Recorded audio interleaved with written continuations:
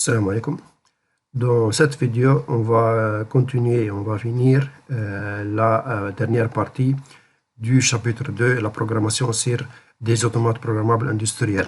Je vous rappelle que nous avons vu dans ce chapitre jusqu'à maintenant les différents langages de programmation, à savoir donc le LATEL, la liste d'instructions, le bloc fonctionnel, le langage structuré et le graph set ou bien le SFC.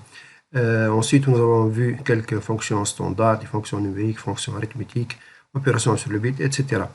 Et il nous reste donc la partie 10, donc fonction bloc standard. Ces fonctions blocs permettent de réaliser quelques fonctions plus ou moins complexes. Il y a des fonctions blocs donc standards et bien sûr l'utilisateur peut définir ses propres bloc fonction. Je vous rappelle qu'un bloc fonction donc, doit être caractérisé par une entrée, au moins une entrée booléenne et une sortie booléenne. Les premiers blocs fonctions standards sont les bascules RS. Il y a deux types de bascules ici, donc à marche prioritaire et arrêt prioritaire. Je vous rappelle que la bascule RS, donc dans le cas ordinaire, l'entrée 1.1 donne un état indéfini. Pour sortir de cet état indéfini, on choisit soit l'état 1, donc lorsque j'ai l'entrée S mise à 1 égale à 1, R égale à 1, la sortie est égale à 1, donc c'est à marche prioritaire. Ou bien, lorsque j'ai un 1, je vais avoir la sortie 0, c'est l'arrêt prioritaire. Donc le premier je bascule à 7 dominant, la deuxième c'est à recette dominant. Ensuite, on a la détection de front. Donc, vous avez le premier bloc, il va détecter le front montant. Le deuxième va détecter tout simplement le front descendant de l'entrée. Ça peut être utilisé par exemple pour compter, ça peut être utilisé pour enclenchement, déclenchement, etc. Bien, maintenant on va voir les compteurs. Les compteurs sont des fonctions très importantes dans les systèmes industriels. Lorsqu'on veut par exemple, répéter une action un certain nombre de fois, on utilise des compteurs. Il y a trois types de compteurs. L'incrémentation, c'est le compteur up, décrémentation, compteur down, et incrémentation et décrémentation. Donc, le premier, il permet d'incrémenter, donc il va compter des impulsions sur l'entrée jusqu'à une certaine valeur. Le deuxième, donc, il va décrémenter. Le troisième peut faire les deux, donc peut incrémenter ou bien décrémenter. Tout ceci, donc, selon le signal de commande. Donc, on va les expliquer un par le pseudocode ici, ou bien le code écrit en langage ST. Donc, on a ici la fonction bloc, c'est CTU, donc compteur up. Je déclare les variables. Donc, j'ai une variable d'entrée. Ici, vous avez deux variables booléennes. Les CU, c'est la variable à compter. Et vous voyez que c'est, d'après la déclaration, c'est une front montant. D'accord, c'est-à-dire on va compter les fronts montants de la variable d'entrée. R, c'est une entrée booléenne aussi, donc on va voir que ça va être utilisé pour le reset. Int, c'est une variable de type entier, PV. On appelle PV. La variable PV, donc, c'est la preset value, c'est la valeur qu'on va compter. C'est-à-dire, par exemple, je prends 100, donc on va compter de 0 jusqu'à 100. CV, c'est une variable de type entier aussi, c'est la valeur courante. On va compter de 0 jusqu'à 100, donc la valeur actuelle, la valeur à laquelle on est arrivé, et la valeur CV.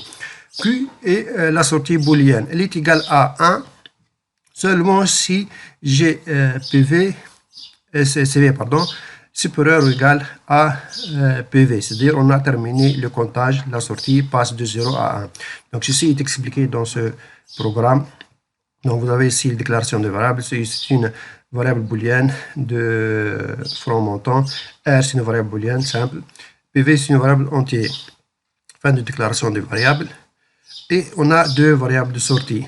Q, variable booléenne, et CV de type entier. Bien, fin de déclaration de toutes les variables. If R, c'est-à-dire si R égale à 1, alors CV égale à 0. Donc, on va faire le reset du compteur. On va remettre le compteur à 0, quelle que soit la valeur actuelle qu'il a. La part du comptage maintenant. Donc, if R égale à, if R, c'est-à-dire if R égale à 1, donc on aura la remise à 0 du compteur, quelle que soit la valeur actuelle à laquelle on est arrivé. Else if, sinon, donc, CU, donc si je détecte un front montant, je vous rappelle que CU, c'est une variable booléenne du type front montant. Donc, si j'ai un front montant et j'ai la condition, la valeur actuelle est inférieure à la valeur finale, CV inférieur à PV. Alors, CV égale à CV plus 1. Donc, on va incrémenter. Donc, il va compter les fronts montants de la variable. Ça peut être, par exemple, des pièces qui passent devant un capteur. Ça peut être une séquence qui va se répéter un certain nombre de fois, etc. Donc, à chaque fois, j'ai une impulsion, je détecte le front montant de cette impulsion et je vais incrémenter jusqu'à ce que la valeur actuelle soit égale à la valeur finale. Et à tout moment, je peux remettre à 0 le compteur. Une fois j'ai cette condition, donc la sortie Q égale à 1. D'accord? Donc c'est Q égale à la condition logique CV supérieur ou égal à PV. Donc si cette condition est vraie, le compteur, donc le comptage se termine et j'ai Q égale à 1. D'une façon similaire, donc j'ai le décompteur. Donc j'ai trois variables d'entrée, CD et LD de variables type booléenne et PV type entier, Q et CV, donc les deux variables de sortie booléenne et entier. Donc déclaration des variables, CD boolean raising edge. Là aussi, je vais compter les fronts montants de cette variable CD. LD, donc c'est type booléenne, et PV type entier, comme on l'a dit. Les variables de déclaration des variables de sortie. Donc, le fonctionnement if LD, then CV égale à PV. Donc, si c'est une sorte de reset, mais le reset n'est pas à 0 comme dans le cas du compteur app, mais la valeur initiale ici, c'est PV. Donc, CV va décrémenter, va descendre de la valeur finale PV jusqu'à 0. À tout moment, si j'active l'entrée LD, CV donc recommence et on aura CV égale à PV, comme c'est écrit donc dans ce programme. Sinon, si c'est CD, c'est-à-dire j'ai un front montant et j'ai la condition CV est supérieure à 0. On n'est pas encore arrivé à 0, donc je vais décrémenter. Donc je vais avoir CV égale à CV moins 1. Et donc, si CV est inférieur ou égal à 0, normalement, donc on arrête à 0, on aura Q égale à 1. Donc, on va compter les fronts montants sur l'entrée CD. CV, donc, initialement, est égal à PV. Elle va être décrémentée, elle va décroître jusqu'à 0. Sauf si j'active LD, donc je reprends et CV reprend égal à PV. Bien, donc fin du bloc. Maintenant, le troisième type de compteur, le compteur up and down. Donc, il peut faire le comptage et les deux comptages. J'ai donc deux entrées de comptage, up and down. L'entrée de reset du comptage et l'entrée de reset du décomptage, comme on l'a ici, R et LD. Et la valeur donc à compter PV. En sortie, donc j'ai compteur up, compteur down. Donc, si j'arrive à la valeur PV, fait le comptage, ou bien la valeur 0 fait le décomptage. Donc, je vais avoir cette entrée, ou cette sortie égale à 1. CV toujours donc indique la valeur actuelle. Je peux l'utiliser comme affichage de la valeur actuelle. Donc, le programme, donc, je commence par la déclaration des variables d'entrée. CU, donc, type boolean, raising edge, donc, front montant. De même pour CD. R et LD sont deux variables booléennes et PV c'est une variable entière. Aussi, donc, j'ai les déclarations de sortie, donc deux sorties booléennes et une sortie entière. If R, then CV égale à 0, donc c'est comme pour le compteur up. Else if LD, then CV égale à PV, comme pour le compteur down, donc R, c'est la reset à 0 du comptage. Et LD, pardon. Et LD, c'est la remise à l'état initial du décomptage. Else, if not, si je n'ai pas CU and CD, donc je n'ai ni un formatant sur CU ni un formatant sur CD. Alors, si j'ai CU et j'ai CV égale APV, alors, donc ici j'ai un formatant, je vais faire l'incrémentation. Sinon, si j'ai CD, si j'ai un formatant sur l'entrée CD, je vais décrémenter. Donc, je peux faire l'incrémentation ou la décrémentation selon si j'ai une entrée sur CI ou bien une entrée sur CD. Supposons par exemple, on va compter des pièces jusqu'à arriver par exemple à 10. Mais supposons j'ai une mauvaise pièce, donc je vais la décompter. Donc, je vais actionner le CD. D'accord? Donc, je vais compter seulement les bonnes pièces. Je vais avoir 10 bonnes pièces. Donc, une bonne pièce, ce sera une impulsion sur CU. Une mauvaise pièce, ce sera une impulsion sur CD pour dire que on va décrémenter, on va l'enlever, cette mauvaise pièce. D'accord? Et donc, le contre-app, donc si j'arrive CV supérieur ou égal à PV, ça sera égal à 1. Donc, ou bien si j'arrive à 0, donc CV égale à 0. D'accord? La dernière fonction bloc qu'on va voir, donc la temporisation, comme pour le compteur, c'est une fonction très importante, c'est une fonction très importante dans le fonctionnement des systèmes automatisés. On a souvent besoin de faire des actions temporisées ou bien de déclencher une tâche après une temporisation ou bien de l'arrêter après un certain temps. Donc, on va voir donc 3 types de temporisation. Le T-on, donc il va compter de T à 0. Le T-off compte de 0 à T. Et impulsion, donc on va le voir les 3. Donc, le schéma global d'un temporisateur est simplifié comme suit. Donc, on a une entrée booléenne, une entrée du type temps, le preset time, donc c'est le temps voulu, temporisation, et lapse time, donc c'est le temps passé, et Q est une sortie booléenne qui sera égale à 1 selon une condition. Les 3 histoires, ça peut être T-on, le T-off ou bien le TP. On va commencer par ce TP, on appelle temporisation à impulsion. Donc, on va expliquer le fonctionnement par ce diagramme. J'ai l'entrée in, la sortie Q. PT, c'est la valeur prédéfinie. C'est un temps, on va dire 10 secondes par exemple. C'est le temps prédéfini. Je détecte un front montant sur l'entrée. La sortie prend la valeur 1 et ça va rester à 1 un certain temps qui est égal à PT. Donc, ça va générer une impulsion de largeur PT. C'est pour cela qu'on l'appelle temporisation à impulsion PT. L'elapsed time, donc le temps va augmenter jusqu'à arriver à la valeur finale PT. Il va s'arrêter là. Si l'entrée in est encore à 1, donc il va saturer, il va rester à cette valeur finale jusqu'à ce que l'entrée in revient, donc il va détecter le front descendant et va revenir à 0. On remarque bien sûr que Q ne change pas, donc il va donner une impulsion de largeur fixe PT et donc il va attendre le prochain front montant. Donc ce n'est déclenchable que en front montant, un front montant en entrée, et je vais avoir la sortie Q égale à 1. Ici, j'ai un deuxième front montant. Je commence donc la temporisation. On remarque ici que la durée de cette impulsion est inférieure à PT.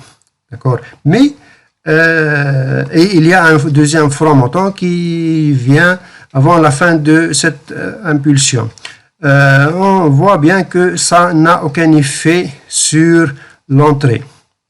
Sur la sortie, pardon. Donc, le temporisateur va continuer. Donc, l'elapsed time va continuer jusqu'à arriver à la valeur finale. La sortie va faire une impulsion de largeur PT et il ne recommence pas la temporisation.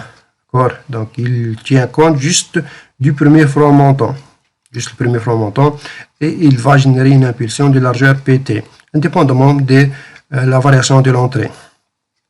Et ici, il revient à 0, puisque la sortie est revenue à 0 ici.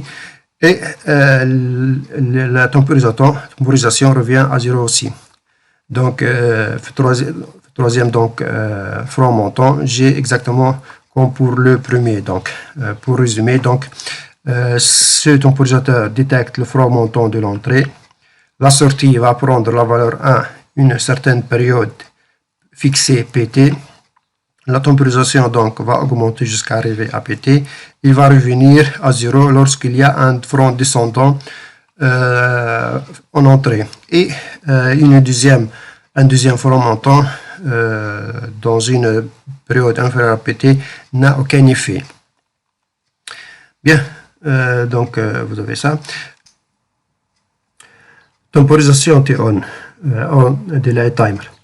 Donc, le principe est un peu différent que le premier.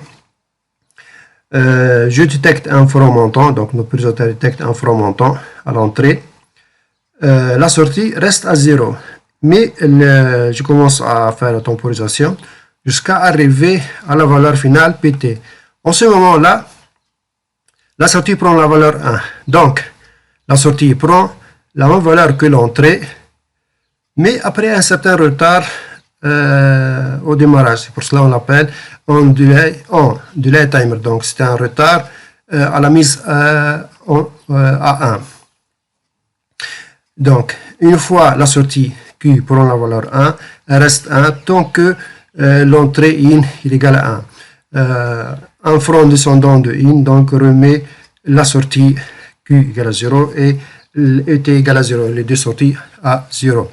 Je détecte ici un deuxième front montant. Je commence la temporisation, mais le temps de cette impulsion est inférieur à PT. Donc, le temporisateur va augmenter, va incrémenter jusqu'à ce qu'il détecte un front descendant de l'entrée et remet à 0.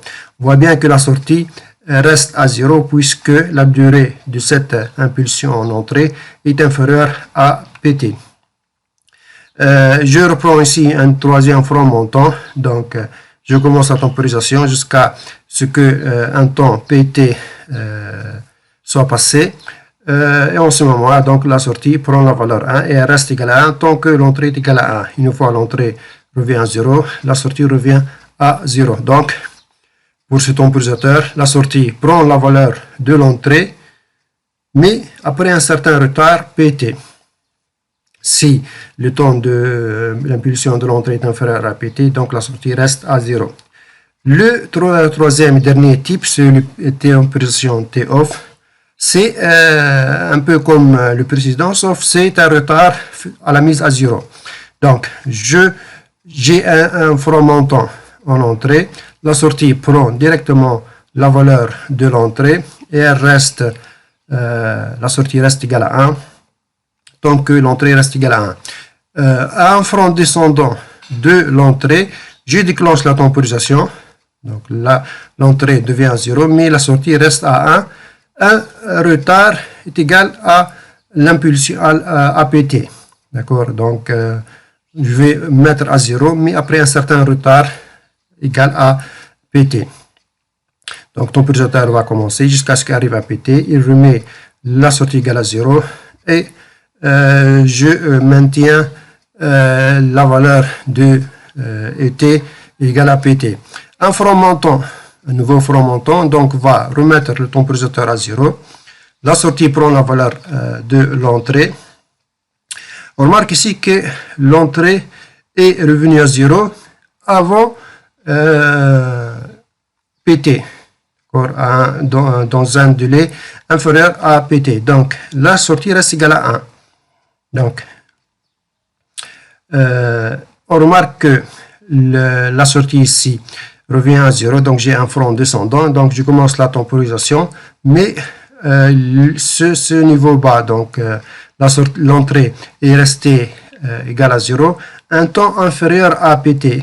Donc, et j'ai un deuxième front montant, donc la sortie reste toujours égale à 1. Donc, il faut que entre le front descendant et la remise à 0, il faut avoir au moins un temps égal à PT. Donc, cette durée entre ce front descendant et ce front montant est inférieure à PT, donc ça n'a pas d'effet sur la sortie. La sortie reste égale à 1. Un front descendant ici, je commence la temporisation arrive à son terme, arrive à la fin. Et dans ce cas, je vais remettre la sortie égale à 0 après donc un retard PT de l'entrée.